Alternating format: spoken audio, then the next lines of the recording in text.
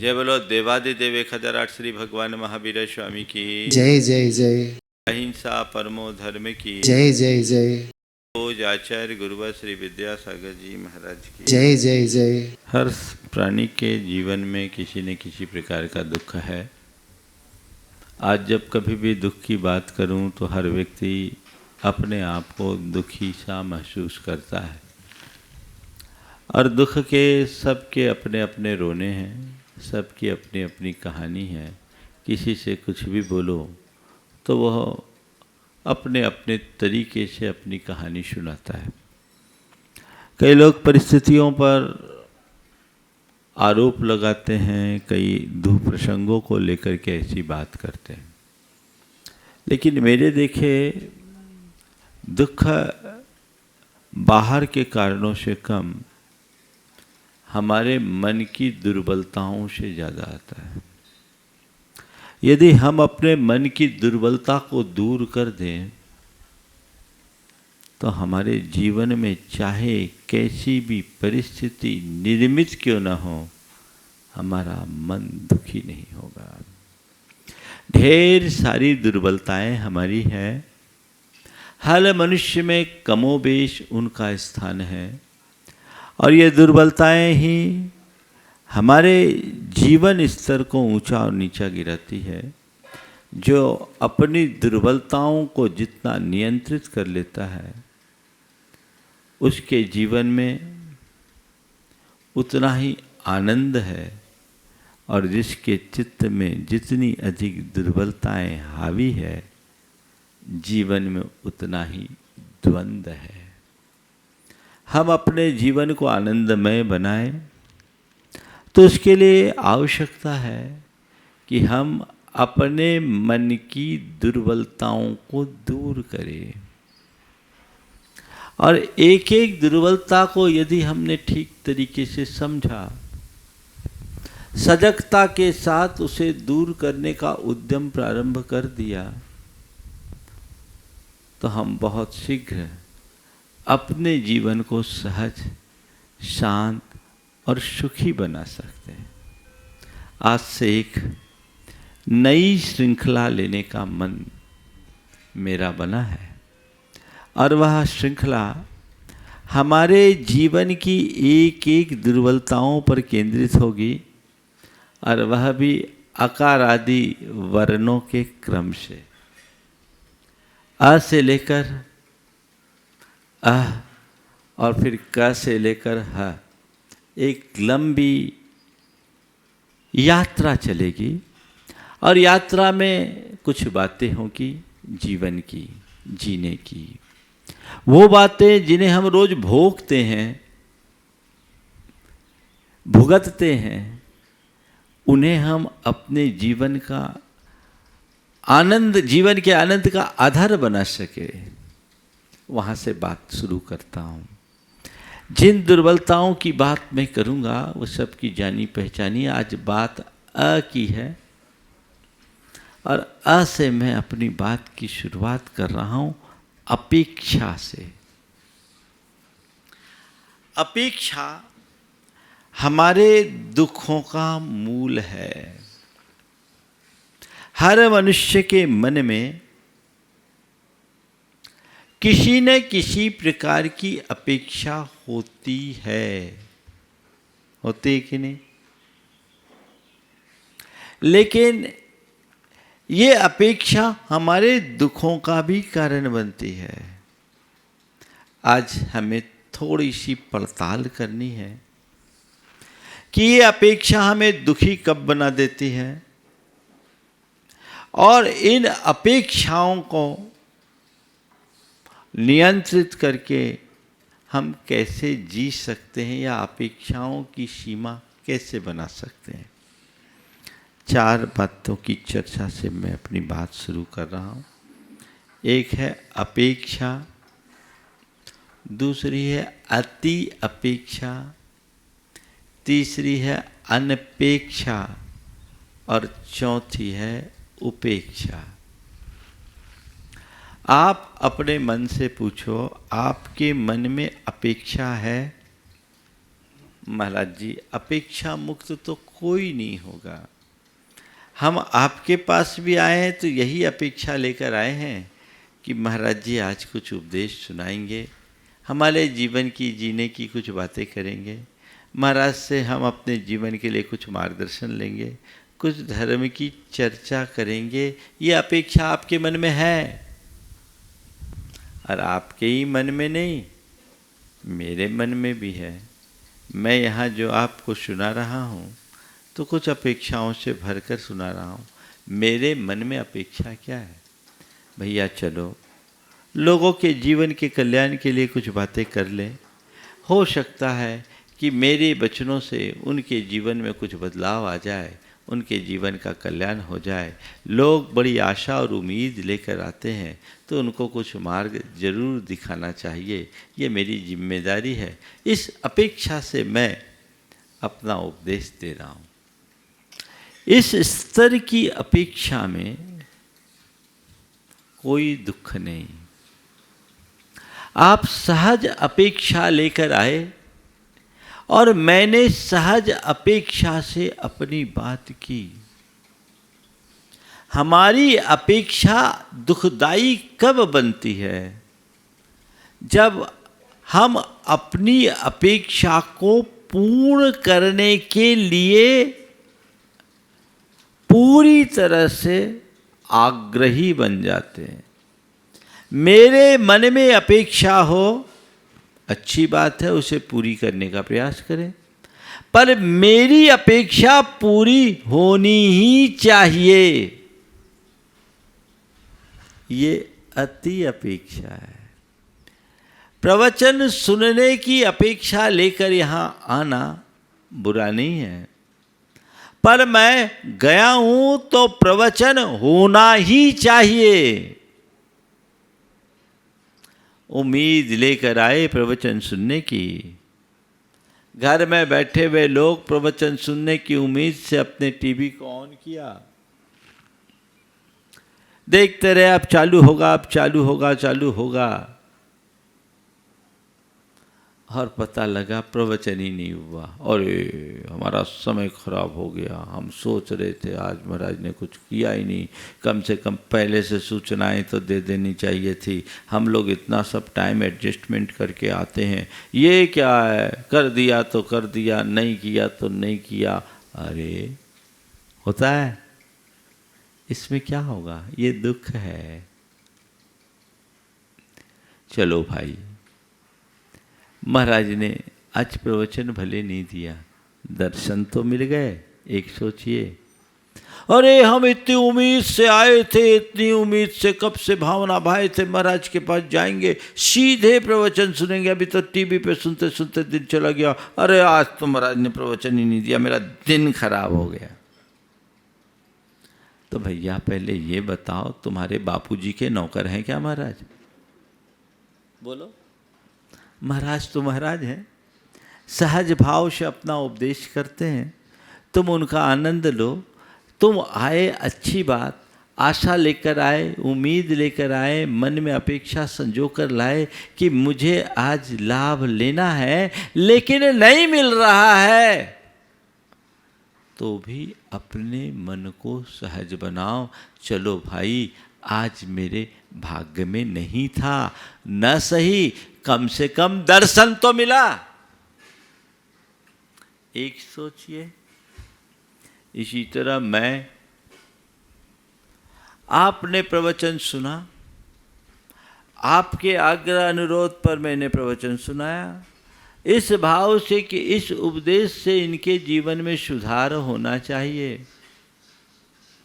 पर मैं सोच लूं कि मैंने कहा तो तुम्हें सुधरना ही चाहिए,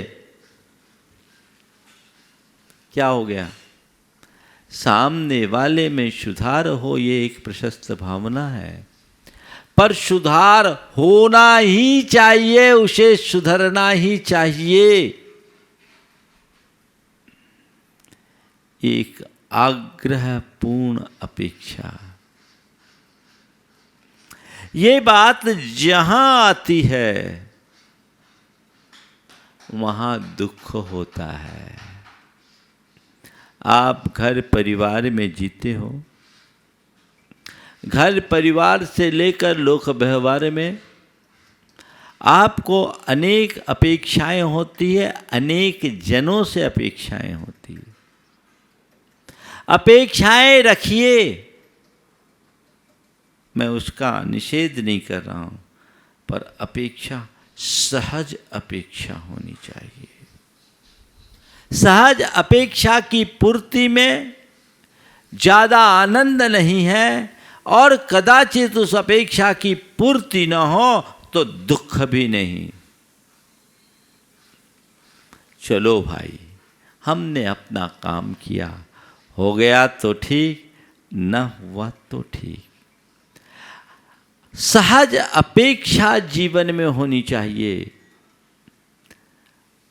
आग्रहपूर्ण अपेक्षा कभी नहीं। कर्तव्य भाव से काम करो, उसका आग्रही मत बनो। जीवन में तभी और केवल तभी आनंद की अनुभूति होगी,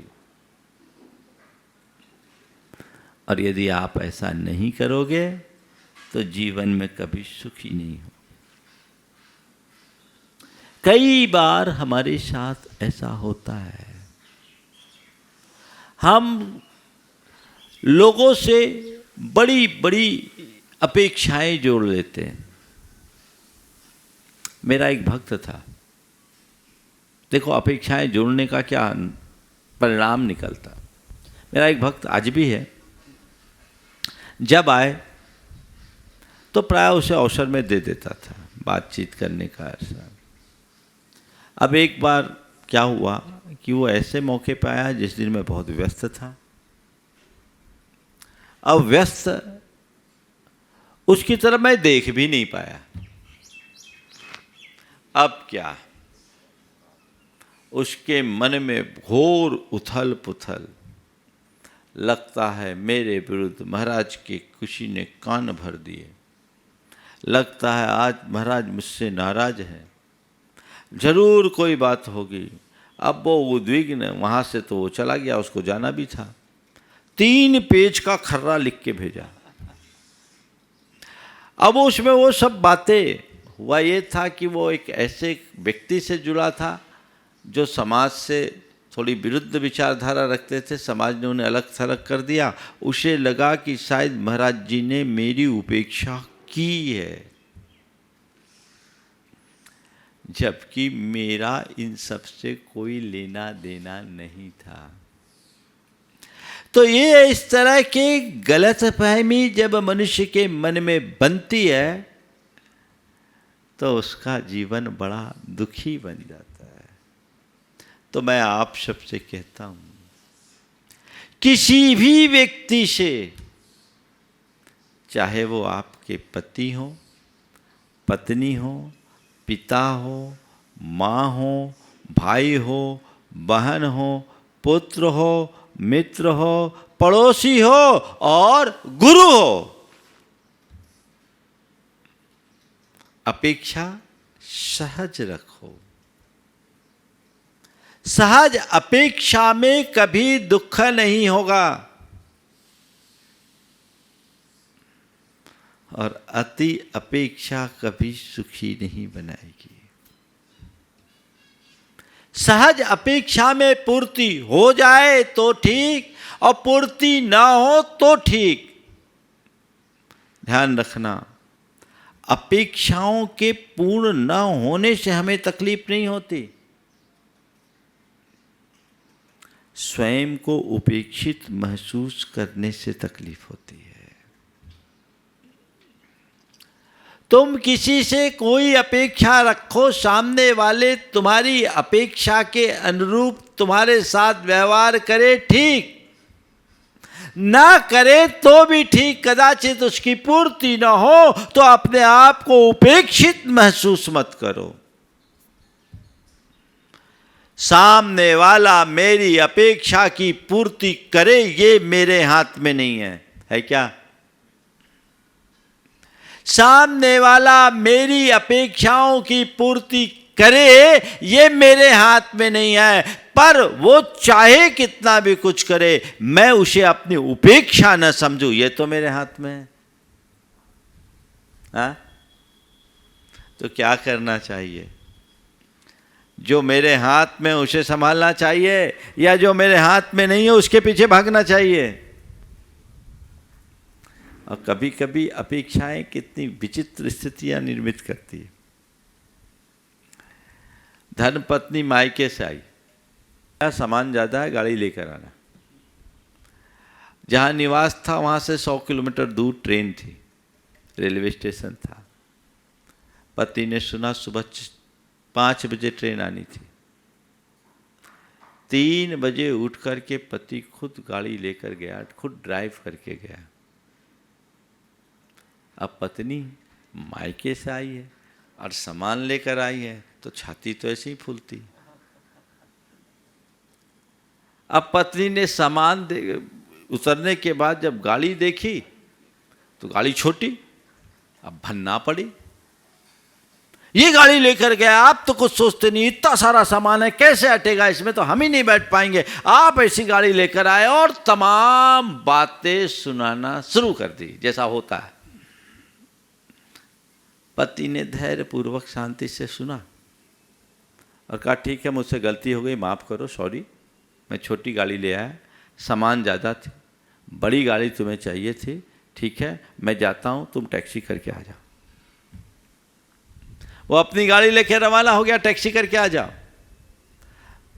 उस एक विशेष बात अपने को ध्यान रखने की केवल ये है कि जब मनुष्य के मन में ज़्यादा अपेक्षाएं हो जाती है तो वह केवल अपने एंगल से देखता है, अपने अंदाज में देखता है, सामने वाले की स्थिति को देखने की, समझने की कभी कोशिश नहीं करता। वो व्यक्ति घर से निकलने को था, ड्राइवर को फ़ोन किया था, ड्राइवर उपलब्ध नहीं था, खुद ड्राइव किया, गाड़ी निकाला, बड़ी गाड़ी खराब थी, छोटी गाड़ी लेकर के आ गया, कम से कम आया तो। जब मनुष्य के मन में अपेक्षाएं बंध जाती है तो उसका चिंतन एकांगी होता है, असमग्र हो जाता है। वह केवल अपने हिसाब से सोचता, उसे ऐसा करना चाहिए, उसने ऐसा नहीं किया, यह एक्सपेक्टेशन और आरोप जीवन में जुड़ जाते हैं। माना उसे ऐसा करना चाहिए पर उसने नहीं किया, ये भी जाहिर है, पर भाई थोड़ा गहराई से देखो, नहीं किया या नहीं कर पाया, नहीं कर सका। कई स्थितियों में ऐसा होता है कि सामने वाले से हम जैसी अपेक्षा रखते हैं, सामने वाला करना भी चाहता है, लेकिन अचानक कुछ ऐसी परिस्थितियां निर्मित होती है कि वो नहीं कर पाता। तब आप इसको क्या करोगे?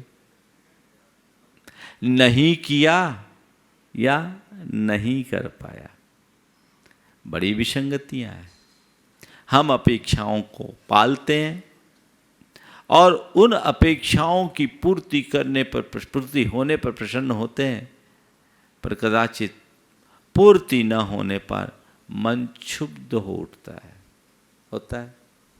और कई बार ऐसे अनपेक्षित लोगों से भी हम अपेक्षाएं पालकर अपने मन को दुखी करते हैं।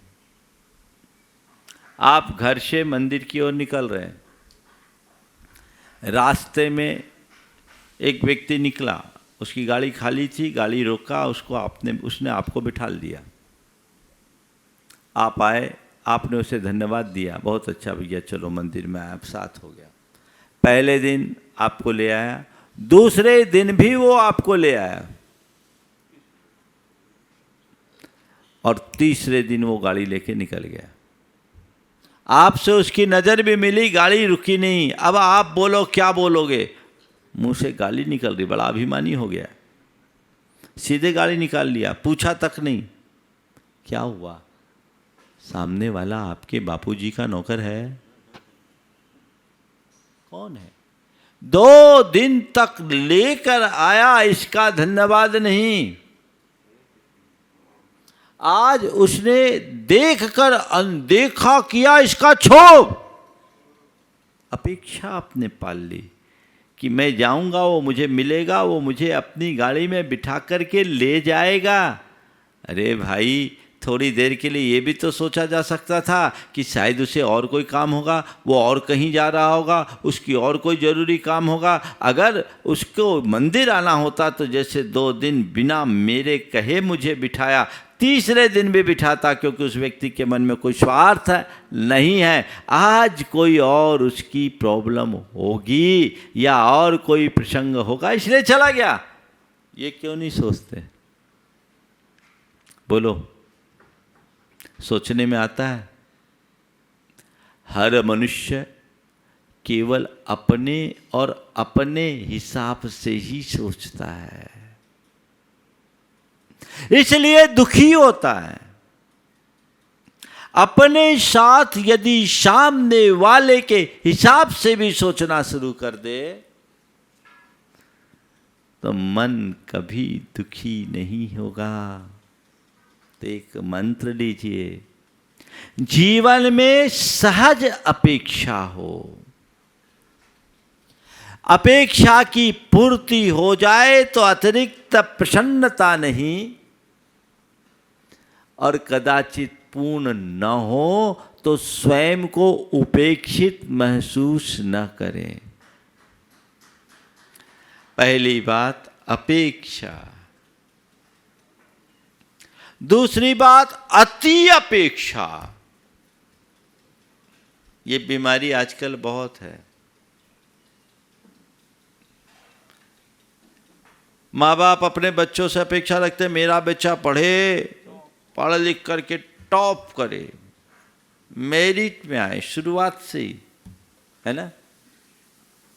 और कभी कभी तो बड़ी विचित्र स्थिति होती है, बेटे का रिजल्ट आया, बाप ने रिजल्ट खोला, देखता क्या है, गणित में 7 नंबर, हिंदी में 5 नंबर, अंग्रेजी में 6 नंबर। बड़बड़ाने लगा, बोले ये भी कोई रिजल्ट है, पूरा साल खराब कर दिया, पूरा साल खराब कर दिया, ये कोई रिजल्ट है। पत्नी ने पूछा क्यों इतना गुस्सा कर रहे हो, कौन सा रिजल्ट? बोले देखते हैं तेरे बेटे का रिजल्ट। पत्नी ने जैसे ही रिजल्ट देखा, पति के आगे किया, थोड़ा ध्यान से देखो, पता लगा वो बाप का रिजल्ट था, पुराना रिजल्ट था, और तुम्हारा रिजल्ट खुद का ऐसा, और तुम अपने बच्चे से इतना एक्सपेक्टेशन कर रहे हो कि मेरा बच्चा ऐसा ही हो। हर बच्चे एक सी प्रतिभा और एक सी योग्यता से जुड़े नहीं होते, लेकिन जब आप अपने बच्चों का दूसरे से कंपेयर करते हैं और वैसा रूप अपने बच्चों में देखना चाहते हैं तो कई बार बच्चों के मन में अतिरिक्त दबाव भी आता है। वह दबाव कई बार तो उन्हें आत्महत्या करने के लिए भी मजबूर करता है। बच्चों से भी आप अतिरिक्त अपेक्षा या अति अपेक्षा न रखें। वो एवरेज है तो एवरेज चलने दीजिए, उसके व्यक्तित्व के विकास के लिए प्रयास कीजिए, लेकिन सब कोई एक समान नहीं होते। उसकी अभिरुचि, उसकी योग्यता, उसकी क्षमता और अपने पास उपलब्ध संसाधनों के अनुरूप उसे आगे बढ़ाने के लिए प्रोत्साहित कीजिए। नहीं, उसको तो ऐसा करना ही चाहिए, ये क्या होगा? दुखदायी बनेगा। और आजकल ये बात बहुत तेजी से हो रही, हर व्यक्ति का एक दूसरे के प्रति ओवर एक्सपेक्टेशन है। इस ओवर एक्सपेक्टेशन के कारण व्यक्ति अपने जीवन के उपलब्ध सुखों को भी नहीं भोग पाता। वो हमेशा शिकायतें करता हुआ जीता है, अंदर ही अंदर बड़ा टूटा हुआ सा महसूस करता है, दुखी होता है। ऐसा क्यों? ओवर एक्सपेक्टेशन मत करिए और उससे बचिए। क्या कीजिए, जो है जैसा है सहज रूप से उसे एक्सेप्ट कर लीजिए। अगर एक्सपेक्टेशन को खत्म करना है तो एक्सेप्टेंस को बढ़ा लीजिए। एक्सेप्टेंस अगर आपके अंदर आ गई तभी आप एक्सपेक्टेशन से बच सकेंगे। बड़ी दिक्कत होती है जहां हम अपेक्षाएं बांध लेते हैं, वैसा नहीं होता, मन दुखी होता है। एक ने एक धार्मिक परिवार में अपने बेटे की शादी की, इस उम्मीद के साथ कि बेटी भी धार्मिक होगी। बेटी धार्मिक तो थी, अधर्मी नहीं थी, सबसे बड़ी बात ये। लेकिन बाहर पढ़ लिख जाने के कारण, हॉस्टलों में रहने के कारण घर परिवार के जो संस्कार उसके अंदर आना चाहिए वो नहीं आए। उन्हें देखा नहीं, जाना नहीं, खाना ही बनाना नहीं आए तो और बातें क्या होगी। अब विवाह हो गया, अब उसके ससुराल के लोग हमेशा कोसे मेरा कैसा भाग्य फूट गया, ये लड़की कहाँ से आ गई, हमने तो सोचा कुछ था और आ कुछ गई, इसको तो कुछ आता ही नहीं है, इसको तो कुछ समझता ही नहीं है, ये हमारे घर को कैसे एडजस्ट करेगी। जब ये बात आई तो लड़के के पिता ने अपनी धर्मपत्नी को समझाया कि अब हमारे पास कोई दूसरा रास्ता नहीं है। अब वह अमुक की बेटी नहीं, हमारे घर की बहू है। सबसे पहले इसे स्वीकार करो, इसकी अच्छाइयों को देखो और जो अपेक्षाएं तुमने अपने मन में इसके लेकर के पाल रखी उसे दूर करो। हाँ, इसमें जो कमियां हैं प्यार से उसे सिखाओ और सुधारो। सुधार होगा, समस्याएं अपने आप हल होगी। लेकिन केवल कोसते रहोगे तो कुछ भी हासिल होने वाला नहीं है। तो जरूरत से ज्यादा अपेक्षा किसी के साथ मत रखो। एक सिद्धांत बना लो, सहज अपेक्षा होगी। जरूरत से अधिक, अतिरिक्त या अति अपेक्षा मैं अपने जीवन में कभी किसी से नहीं रखूंगा। या ठीक है, मैंने अपना कर्तव्य किया, तुमने अपना कर्तव्य किया। आप लोग क्या करते हो? किसी को आपने कभी सहयोग दिया, आपको कभी काम पड़ा, आपने सामने वाले से संपर्क किया, वो उपलब्ध नहीं हुआ, क्या मन में आता है? बड़ा मतलबी आदमी, आज के बाद मैं इसका ख्याल नहीं रखूंगा, बहुत देख लिया, अब मैं इसको। भाई ऐसा क्यों? इससे अपने मन को दुखी क्यों बना रहे हो? हो सकता है आज उसकी परिस्थिति अनुकूल नहीं है, लेकिन ऐसा करके आप अपने मन में क्या जमा रहे हो? हम अपना मन तो खराब कर रहे हैं ना। फिर एक से करेंगे, फिर दूसरे से करेंगे, फिर तीसरे से करेंगे, फिर चौथे से करेंगे, पता लगा 12 बज गया। यही परिवर्तन आवश्यक है। अभी बात करूंगा कैसे हम इससे बाहर आए। तो अपेक्षा, अति अपेक्षा। तीसरी बात है अनपेक्षा। कोई अपेक्षा ही नहीं, सहज। बड़ा अलग आनंद होता है। आप कहीं जा रहे हैं, आपका कोई परिचित नहीं है, कोई पहचान भी नहीं है, आप जा रहे हैं, गर्मी प्रचंड है, मुंह में प्यास के कारण कंठ भी सूख रहा है, लेकिन आप देख रहे भाई यहाँ कोई व्यवस्था नहीं है, चले जा रहे। अचानक कोई आपके सामने पानी लेकर के खड़ा हो जाए, आपको आनंद आएगा, तसल्ली होगी। यह अनपेक्षित आनंद है। लेकिन आपने किसी को पानी लाने के लिए कहा, प्यास जोर से लग रही है, पानी लाओ, नौकर से कहा, नौकर पानी लेकर आया, पर पानी कम ठंडा था, दिमाग गरम, ये पानी लायो क्या आग? क्या होगा? क्या होगा? ये क्या है?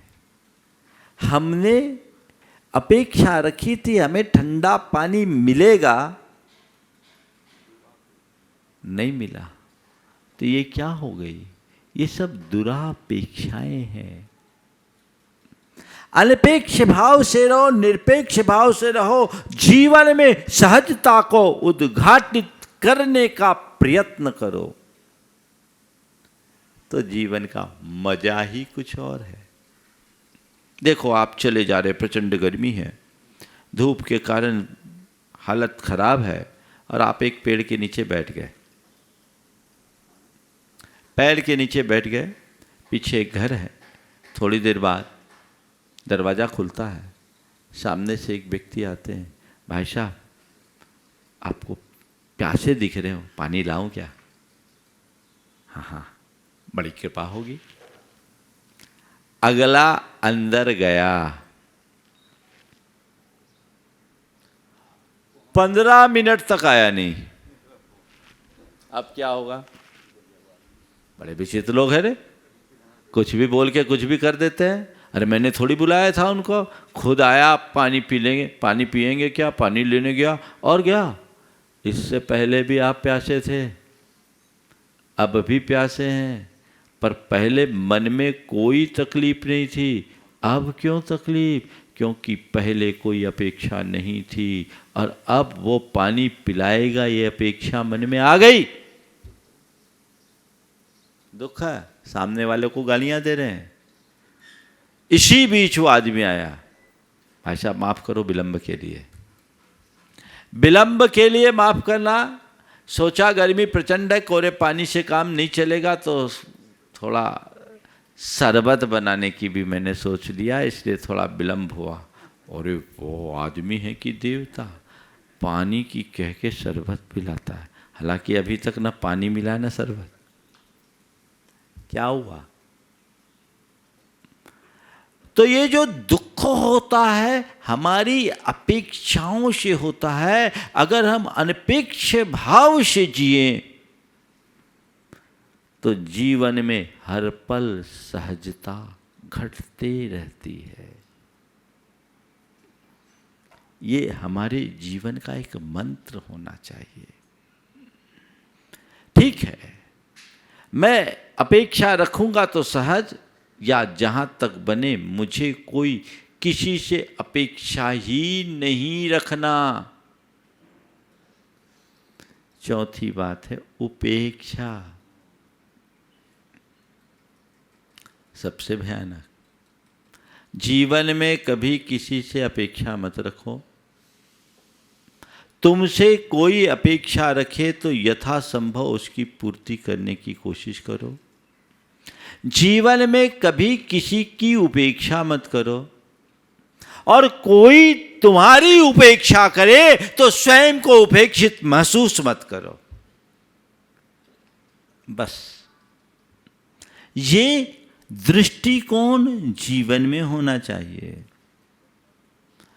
उपेक्षा करने पर उपेक्षित महसूस न करना तो बड़ी दूर की बात है। सामने वाले के भाव को न समझ करके भी कई बार लोग अपने आप को उपेक्षित महसूस कर लेते हैं, होता है। ये दुर्बलता है। कैसे बचें इससे? अतिरिक्त अपेक्षा के पालन से हम कैसे बचें?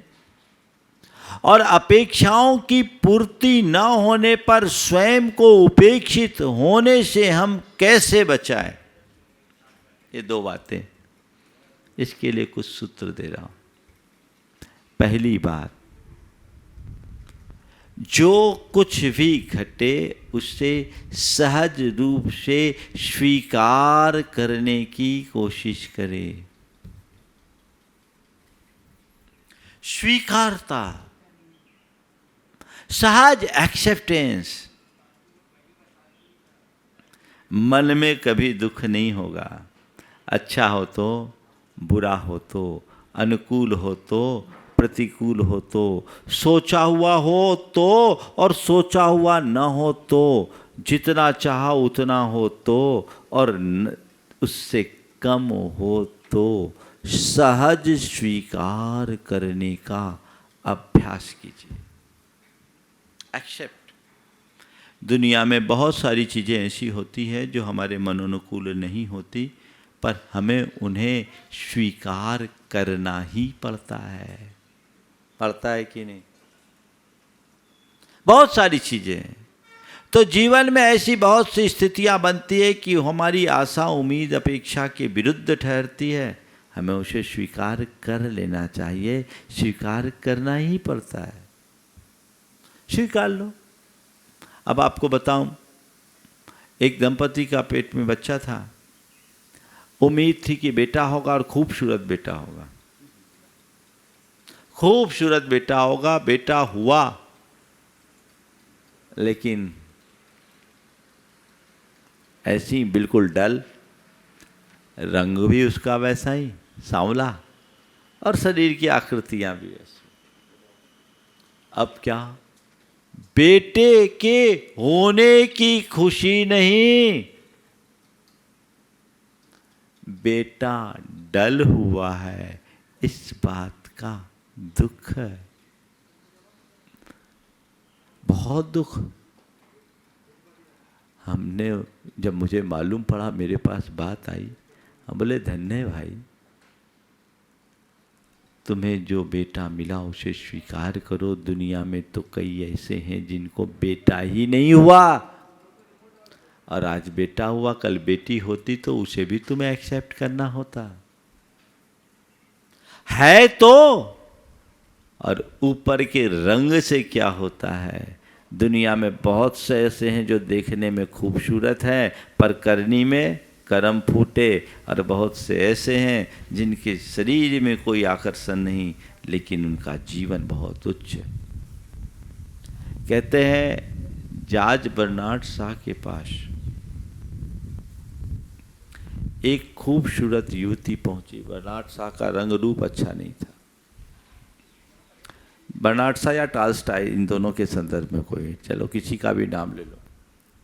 उसने एक प्रस्ताव रखा कि आप मुझसे विवाह कर लो। बोले क्यों? बोले आप विवाह करोगे तो होने वाली संतान में मेरे जैसा रूप और आप जैसा ज्ञान होगा। मेरे जैसा रूप और आप जैसा ज्ञान होगा तो हमारी संतान बड़ी अच्छी होगी। उन्होंने कहा मैं इसे स्वीकार नहीं करता, आपके प्रस्ताव को स्वीकार नहीं करता। बोले क्यों? बोले कहीं उल्टा हो गया तो? मेरे जैसा रूप और तुम्हारे जैसा ज्ञान हो गया तो दोनों तरफ से गए।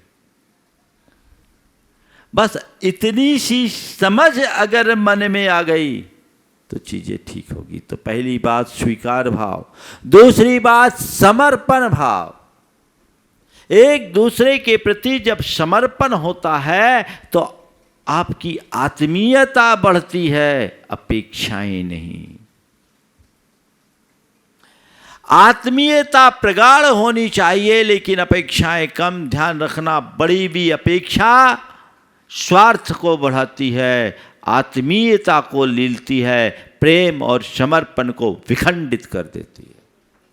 सहज समर्पण, मैंने जो किया किया, निरपेक्ष भाव से किया, हो गया तो ठीक, नहीं हुआ तो ठीक। हमने भगवान की भक्ति की, मेरे मन में कोई अपेक्षा नहीं। मैंने गुरु की सेवा की, मेरे मन में कोई अपेक्षा नहीं। अलग आनंद है, पर मैंने भगवान की भक्ति इस भाव से की कि भगवान की भक्ति करने से मेरा घर भरेगा। भक्ति तो कल ही घर नहीं भरा, मन दुखी होगा। गुरु की सेवा मैंने इसलिए की कि इससे मैं गुरु के निकट पहुंचूंगा, गुरु की कृपा दृष्टि मेरे ऊपर पड़ेगी या मेरा समाज में नाम होगा। ये नहीं हुआ, दुखी हो गया।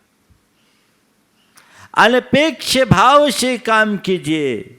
और वह तब है जब समर्पण है। जिनके हृदय में गुरु के प्रति समर्पण होता है, जिनके हृदय में भगवान के प्रति समर्पण होता है, उनको और किसी बात से कोई लेना ही देना नहीं होता। वो अपना काम कर रहे हैं, सब कर रहे हैं, कोई पूछे तो ना पूछे तो मैंने इसके लिए थोड़ी किया।